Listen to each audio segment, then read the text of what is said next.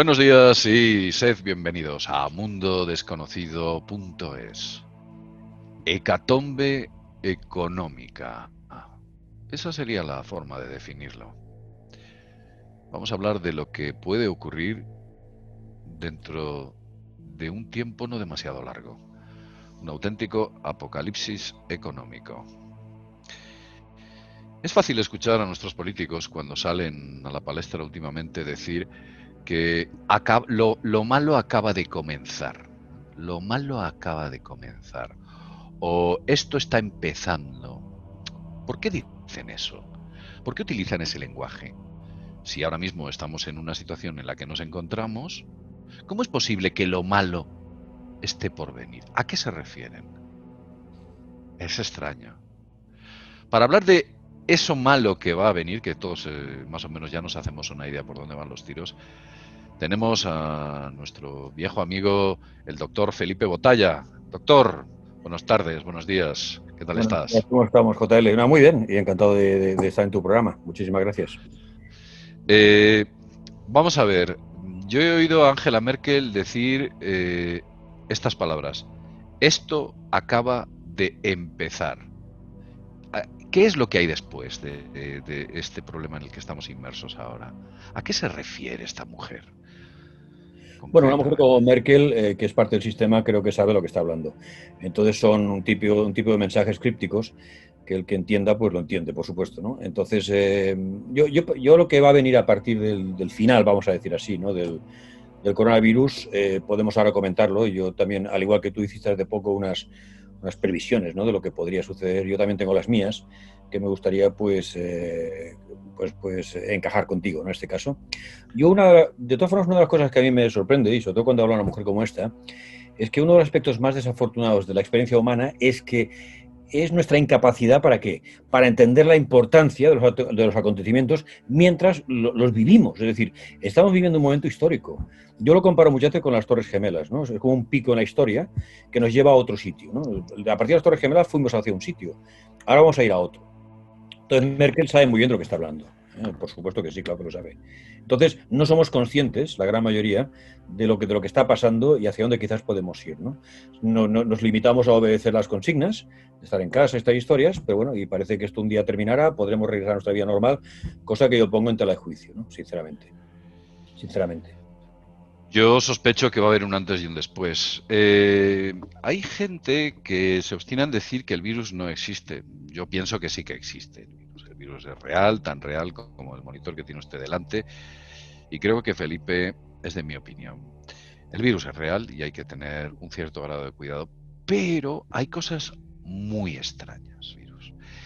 Entonces, yo no me explico cómo países cuyo sistema de salud o su sistema salubre es mucho más alto, como puede ser Italia o España, tiene un ratio de mortalidad absolutamente disparado como otros países, como puede ser Kazajstán, Arabia Saudí, Ghana. Quiero decir, Ghana no tiene los mismos sistemas salubres que España. Bielorrusia directamente, o sea, allí ni se han preocupado, no hay confinamientos, que ni hablan de ello en los medios de comunicación. Es decir, luego tampoco hay factores genéticos, porque vemos países como, por ejemplo, Grecia, que es muy baja, que tiene un patrón genético muy similar al que pueda tener Italia, e Italia se dispara. O sea, vamos a ver, Felipe, eh, ¿tú crees que existe algo difícil de explicar y que va más allá de lo que la propia lógica nos puede dictaminar? Yo, ¿Entiendes algo de esto? yo lo que puedo entender es que es extraño, como tú dices muy bien. Yo creo que los políticos y los que mandan de verdad en el mundo lo que hacen es algo obvio para ellos, que es no desaproveches una buena crisis, ¿no? Es raro, sí, yo creo que existe. Yo estoy de acuerdo contigo en que eso no se puede negar, ¿no? Y sería absurdo y además creo que no sería correcto. Me resulta como mínimo sorprendente. Eso sí, me resulta sorprendente, ¿no? Pero claro, ¿qué es lo que ha movido a esta pandemia en concreto a ser tan importante frente a otras? Y si quieres las vacas locas, que es el pescado azul, que sí, ha habido un montón. Sin embargo, esta ha sido muy concreta, ¿no? Además aparece en China, de China llega aquí. No sé, es todo como muy rocambolesco, ¿no? Es como que hubiera un paisaje de fondo que no acabamos de ver bien, ¿verdad? O que, vamos, yo sí que lo veo bien. Yo veo claramente que lo que se está buscando, y creo que tú, más o menos según hemos intercambiado notas, lo que se está buscando es destruir el sistema económico mundial en pro de crear otro nuevo modelo, el Sí. famoso ordo ad chaos, ¿no? El orden después del caos, ¿no? O Claro, sea, sí, sí, sí. creamos un caos, destruimos todo y luego construimos nuestro orden, ¿no? En realidad. Sí, además, ¿sabes qué pasa? Que con un sistema como este, lo que está demostrando es que ni la Unión Europea ni los gobiernos en particular están haciendo algo, digamos, importante. Esto de que, o por lo menos no toman las decisiones adecuadas. Esto de quiere decir que la gente ha llegado al momento que querrá alguien que mande de verdad, que haga las cosas bien hechas. Con lo cual, tendremos ya, o pediremos, la esclavitud, que es en este caso el orden mundial, ¿no?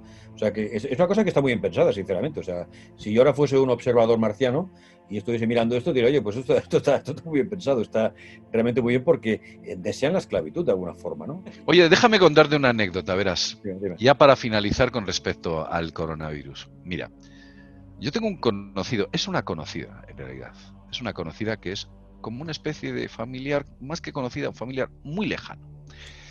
Esta persona estuvo destinada concretamente en el punto más caliente del coronavirus, donde se recibía más gente, que era el IFEMA en Madrid.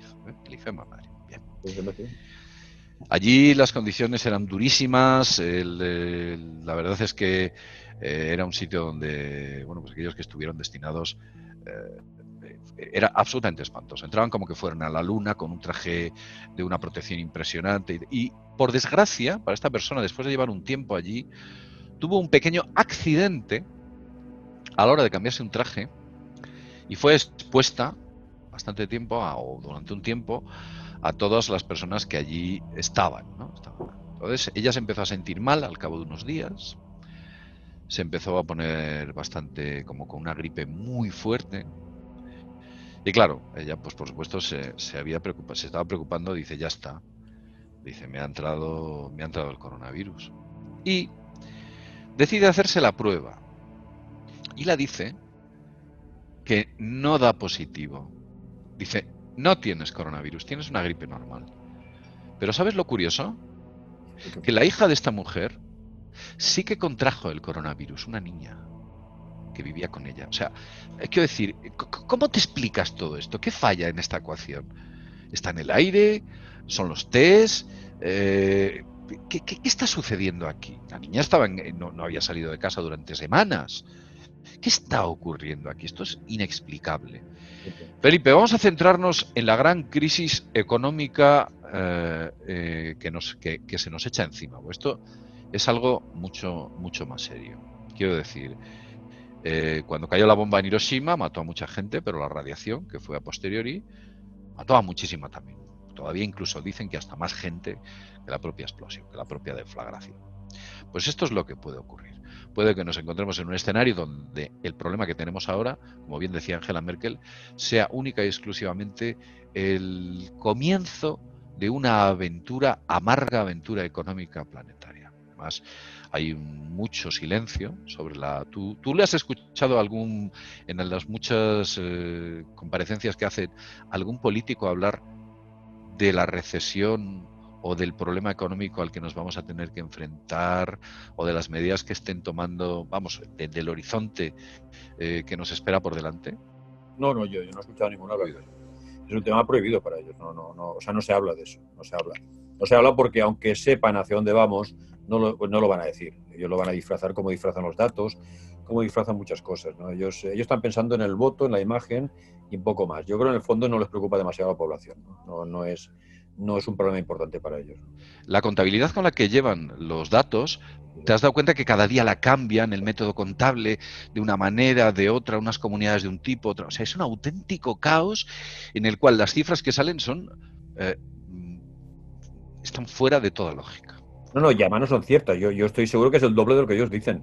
Además, no quieren hablar de muertos. O sea, el muerto no existe. No, ellos hablan pues de recuperaciones, de contagiados y poco más. Bueno, tienen que dar una cifra de muertos, pues la tienen que dar. Pero es totalmente maquillada. O sea, yo dudo que sea eso la realidad.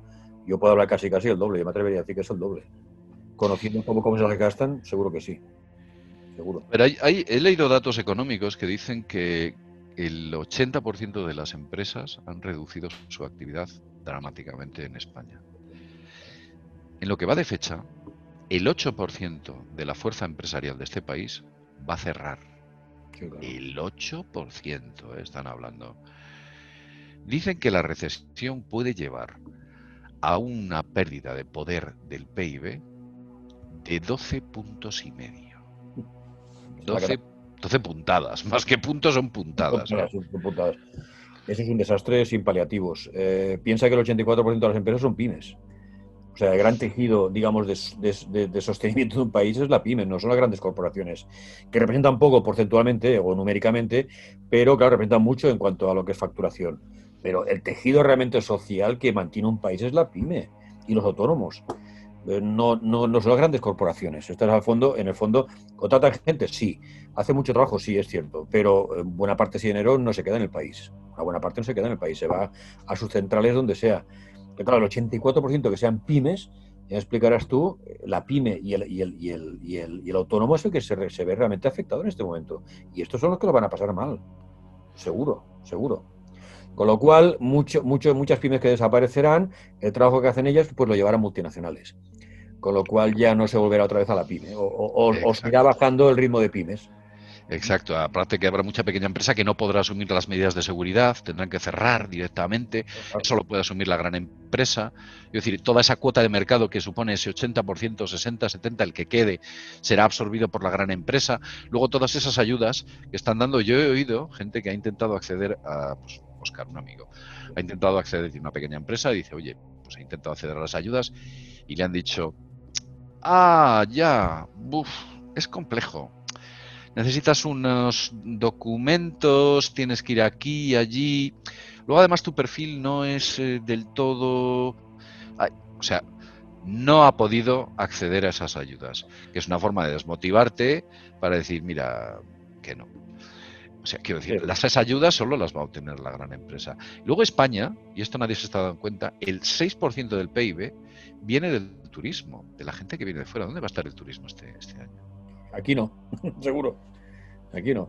Aquí no, nos han pegado de lleno y a Italia igual en la línea de flotación, que es el turismo. Italia también lo que pasa es que Italia tiene industria pesada, pero el gran negocio es el turismo, el servicios. Y esto va a quedar dañado, yo diría que por una buena temporada, seguro. Es nuestra fuente de ingresos. Uy, hay otro problema muy grave. España es un granero, pero estoy oyendo ya que hay dificultades para recoger ciertas cosechas.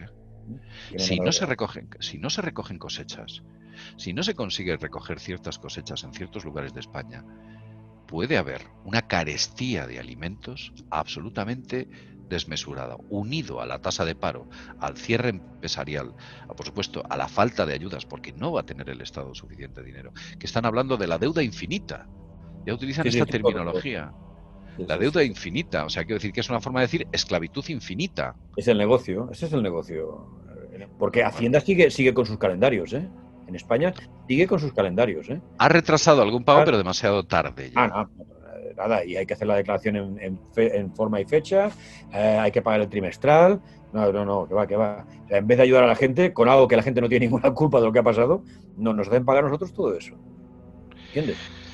Aquí en Castilla y León, aparte de las cosechas que he comentado, la ganadería ha dicho que tiene que deshacerse de un montón de cabezas de ganado que no puede asumirlas, no las vende. Es decir, nos están enfrentando a un panorama. Luego hay otra cosa también tremenda. Como en España hay, ¿cuántas? 13 comunidades autónomas, 14, 12, ya es que ni se pierdes la cifra. Cada una es una... Que no tiene sentido, es que cada una es una máquina legislativa que quiere tener protagonismo dentro de este drama y unas quieren ir más lejos que el que más lejos vaya. Yo quizá lo que digo no le gusta a mucha gente, pero a mí el estado de las economías, de las autonomías, no me da ninguna ventaja en concreto. Yo no tengo ninguna ventaja en concreto. Entonces, lo que hace es complicar mucho más cualquier trámite y estar pagando a unos y a otros. O sea, yo tengo 17 gobiernos en España. Y suma esto otra máquina legislativa como es el Parlamento Europeo. Otra.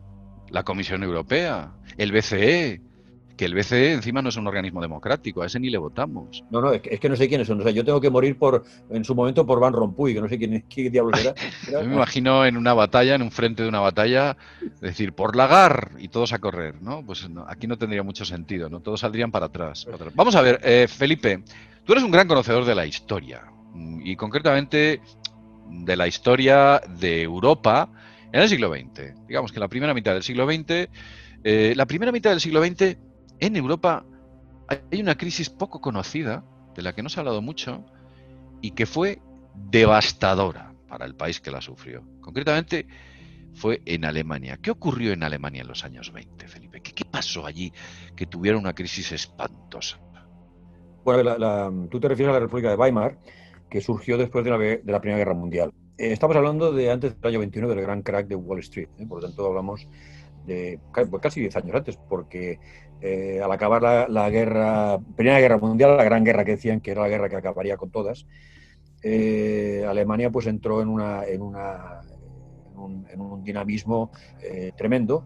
¿Por qué? Porque no solamente fue acusada de haber provocado la Primera Guerra Mundial, que en realidad fue Rusia, sino que además le tocó pagar todas las reparaciones de guerra. Las reparaciones que se acordaron en el Tratado de Versalles hacían pagar 3 veces todo lo que tenía Alemania en aquel momento. O sea, tenían que pagar 3 veces más todavía. O sea, era algo imposible. Alemania había tenido 10 millones de muertos y 20 millones de heridos en la guerra. Estamos hablando de un país en aquel momento de 60 millones de personas. O sea, prácticamente un 20% había desaparecido. Prácticamente. La República de Weimar tuvo 4 presidentes desde el año 19 hasta el 34 y tuvo 13 cancilleres desde el año 19 hasta el 34. Claro, aquello era una locura económica, social, de gobierno, o sea, el desgobierno fue absoluto. Consecuencia de ello y del pago de reparaciones de guerra, la inflación fue feroz, hasta el punto que la inflación iba por horas. ¿Qué pasó aquí? Pues que los muy ricos se hicieron mucho más ricos todavía y la gran población, la gran clase media, incluso pobre, pues fue muchísimo más pobre. Aquí tengo un billete, por ejemplo, del año 23 de 100.000 marcos. Es original. Con este billete de 100.000 marcos quizás podías comprar media barra de pan. Es posible, ¿no? Claro, esto lleva a la gente a la desesperación. Y se llegaron a 6,5 millones de parados en el momento que en el año 33 pues, cambia el canciller y entonces esto ya se resuelve en cuanto al paro. Pero fue una época horrorosa para Alemania, horrorosa. Y esto vino precisamente como consecuencia de la Primera Guerra Mundial, que fue una catástrofe enorme. Hubo hambruna, disturbios por las calles, sí. constantes. Hubo muchas peleas políticas por las calles entre los grupos de los Freikorps, que eran grupos más de derecha, contra los comunistas de Ernst Thälmann. Habían peleas, luego apareció el Partido Socialista Nacional. En fin, unos líos callejeros tremendos, ¿no? Tremendos. O sea, había un ambiente prebélico ya en aquel momento, ¿no? O sea, se llegó a hablar de una posible guerra civil en Alemania en aquel momento. Luego en Baviera se formó el gobierno de Eisner, que era un gobierno comunista, la República Comunista de Baviera, que fue un invento que también no funcionó, con Rosa Luxemburg, con Egner, etcétera, que luego pues murieron, ¿no? Pero fueron unos 10 años, fueron horrorosos en Alemania, horrorosos. Todo esto sumado a la losa que traía el Tratado de Versalles, ¿no? Que yo creo fue totalmente injusto, totalmente, ¿no? Bueno, es que la verdad es que fue bastante humillante. ¿Cómo le puedes hacer a un país de ver 3 veces lo que vale el país? O sea, eso es que... A todo esto hubo zonas geográficas que se las quedaron, por ejemplo, los franceses, toda el cuenca del Ruhr, todo esto, además vigilado por soldados senegaleses de las colonias francesas. Cuando tienes perspectiva puedes ver por qué vino aquello, qué pasó, quién llegó después, ¿no? Pero en este momento estamos viviendo, aunque hablamos aquí de una pandemia, una enfermedad en este caso, a ver, hablamos de algo muy similar, que esto tendrá unas consecuencias. Y hay gente que está sacando rédito de todo esto. Hay gente que está sacando rédito. Totalmente. Bueno, que va a imponer un sistema pues, dictatorial, totalmente dictatorial, un nuevo orden mundial, bueno, que además ya no se esconden tanto a decirlo. Por supuesto, la gobernanza mundial y estas cosas. No se destapan. Quizás no es el mejor de los futuros para nosotros, ¿eh? Mira, por ejemplo, ha salido hace poco, muy poco, la semana pasada creo que sí, el Felipe González ha dado un discurso diciendo que hay que hacer una gobernanza mundial. Dice, ya está bien, dice, hay que hacer una gobernanza mundial. Que son las mismas palabras que me parece que ha dicho George Soros y otra serie de elementos dentro de lo que es la plutocracia económica del planeta y parte de la plutocracia también política. Están hablando de un gobierno mundial, pero un gobierno mundial que está bien que el mundo esté unido, pero no con sus reglas, ¿no? Esté unido con nuestras reglas. Eso es totalmente distinto, porque sus reglas sencillamente es esclavizarnos.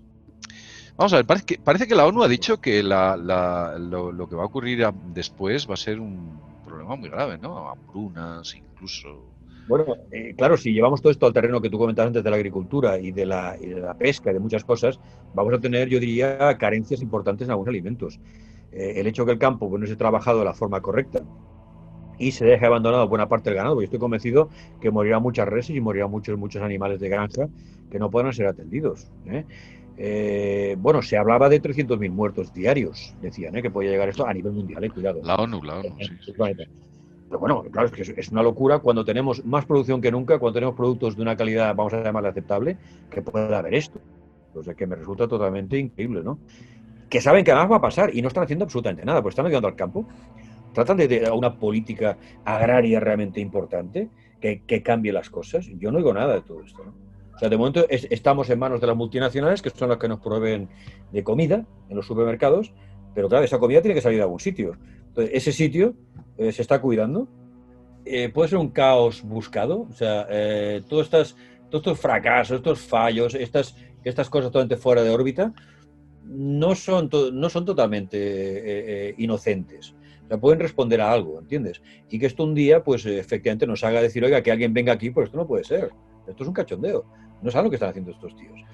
Yo, sinceramente, de ver lo que nos espera, creo que cualquier escenario, y ya hicimos un vídeo en el cual hablamos de lo que nos venía, yo creo que al final nos vamos a quedar cortos con respecto a la situación. Y además te diré algo, España es como un laboratorio. Aquí las medidas son mucho más duras de las que se están tomando en otros sitios y los resultados, las medidas contraeconómicas, son mucho más duras. Y luego hay cosas, claro, que quiero decir, no se dan cuenta ellos que puede realmente producir una mortalidad mucho mayor, una crisis económica de gran calado que lo que está sucediendo ahora. Lo que busca es el resultado de la ecuación. ¿Cuál es? La destrucción total de la economía Caos. nacional. Sí, sí, sí, Caos. totalmente, Caos, totalmente. el caos. Yo por eso me pregunto si estos errores son 100% reales, ¿no? Y luego la represión que está existiendo dentro de las fuerzas y cuerpos de seguridad está siendo fuera de la medida. Quiero decir, el criminal no es el señor mayor que va por la calle y que ha tenido una larga vida de trabajo y está disfrutando de su vejez. Ese no es el criminal. Ese no es el criminal. O ese señor que va a comprar una barra de pan, o ese señor que se acerca a hacer algo, o que pasea a su perro. No son los criminales los que están ahí. Y tener medidas tan duras, 700.000 multas, más de 700.000 multas Y más de 6.000 y llevan. pico detenidos, ¿eh? Y a mí me sorprende además la ferocidad en esa represión de esas fuerzas aparentemente policíacas democráticas, ¿no? Que tendrían que ser un poco más tranquilas, ¿no? Pero actúan sin ningún tipo de contemplación. No, es que nos jugamos la vida. Bueno, sí y no. No sé. No sé si a todo el mundo pues le dará el coronavirus, no lo sé. Pero vamos a ver, yo porque no puedo caminar, sin caminar y sin hablar con nadie, yo voy caminando simplemente.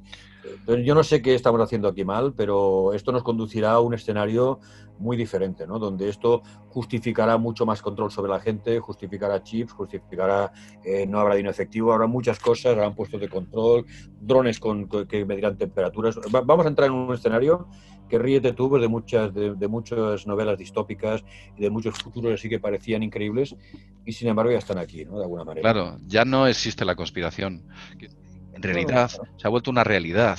Aquello que pensábamos que era distópico no solo se ha vuelto una realidad, sino que ha sido superado. sí, se puede añadir que Dios nos coja confesados, ¿no? Yo lo que se me ocurre intentar capear el temporal lo mejor que se pueda, ¿no? Con la familia y aguantar. Lo que pasa es que también quieren destruir la familia, quieren destruir muchas cosas, ¿no? Y esto va a ser una lucha titánica de años, ¿eh? Esto vamos a estar luchando años con este asunto. Porque vienen muy fuerte, ya no se callan, ya se han sacado la careta y van a por nosotros. Así estamos. Es un mundo hipócrita y que nos llevará a un mundo muy diferente de muchísimas cosas. Muy bien, pues nada más. Gracias, Felipe. Hacía mucho tiempo que no te teníamos aquí con nosotros. Tu compañía siempre es un pozo bueno, pues de sabiduría, y aparte de sabiduría, por supuesto, tu opinión es muy valiosa dentro del mundo desconocido. Y lo único que pido es que esperemos que no nos equivoquemos y que lo que hayamos dicho todo sea ciencia ficción y que nos hayamos vuelto locos. Pero ya verás lo muy poco que nos vamos a equivocar. Bien. Yo quiero equivocarme, no lo digo en broma, quiero equivocarme. Quiero decir, mira lo que decía este tío. Ojalá pueda decir esto, chicos, me equivoqué. Ojalá lo pueda decir, ¿eh? No lo digo en broma. No se me caen los anillos por ello, seguro. Lo Bien. dicho, Muy bien, pues nada más, como siempre decimos, y más desde mundodesconocido.es. Nos vemos en el próximo videoprograma. Hasta pronto.